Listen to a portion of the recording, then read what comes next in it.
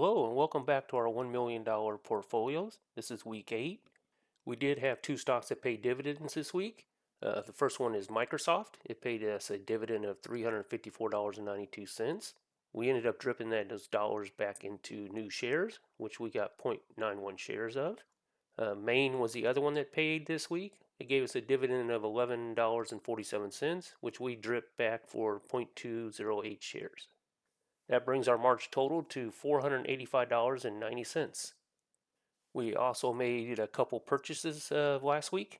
We were able to buy 2 shares of Maine at $61.45 as an average, and we also bought 38 shares at $27.97. We also came to the conclusion and we made a decision we're close to 3 to 4 years of retiring. We didn't need to be in so many high volatile stocks, so we did a rebalance last week. We sold out of 262 shares of Apple with a $44,000 gain.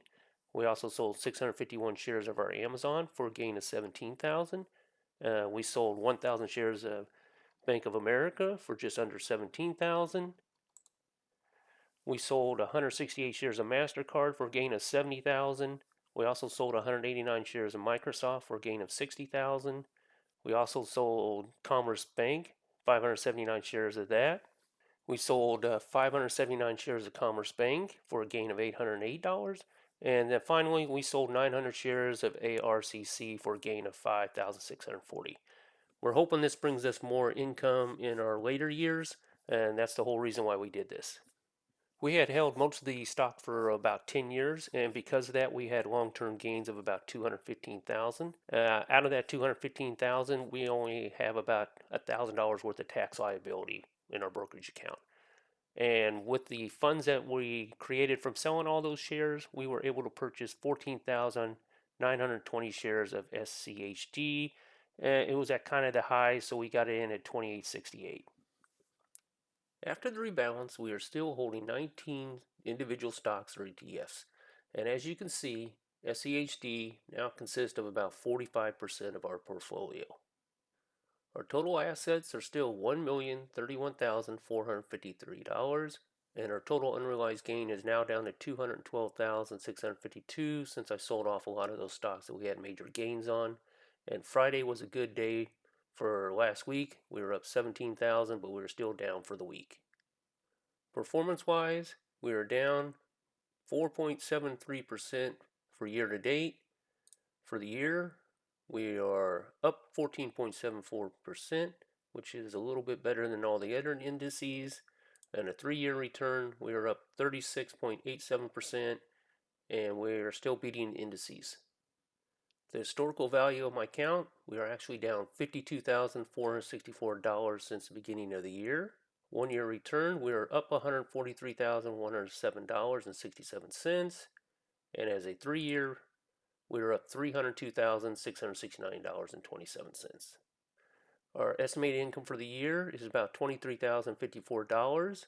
Previous to the rebalance, we were averaging about $12,000 a year. Next week's dividend payment will come from Duke Energy, which is about $18.81. The week after, we should be getting dividends from ARCC, Bank of America, CBSH, Waste Management, and possibly SCHD at that time. Our total dividends for the year so far is $1,018, which breaks down to a monthly average of $84.90. If you were to have a job, this would be about 49 cents an hour, which is growing. And our yield on cost, we're getting about 0.12% so far for the year. Our net worth is now about $1.8 million. This is a drop of 3.6% since the beginning of the year. I have added our monthly dividend income per month, broken down to quarters. For instance, January, April, July, and October, we're going to get about 137. For February, May, August, November, we're going to get about 224. And the big months is March, June, September, December, which is going to get about $4,600. As previously stated before, our yearly dividend is about $23,000. Our contributions for the month so far is $3,029. And our total yearly contributions is now up to $11,547. We're slowly maxing out our HSA and both of our IRA accounts. I'd like to thank you for watching my videos, and if you like them, please give me a thumbs up and subscribe. Thank you again.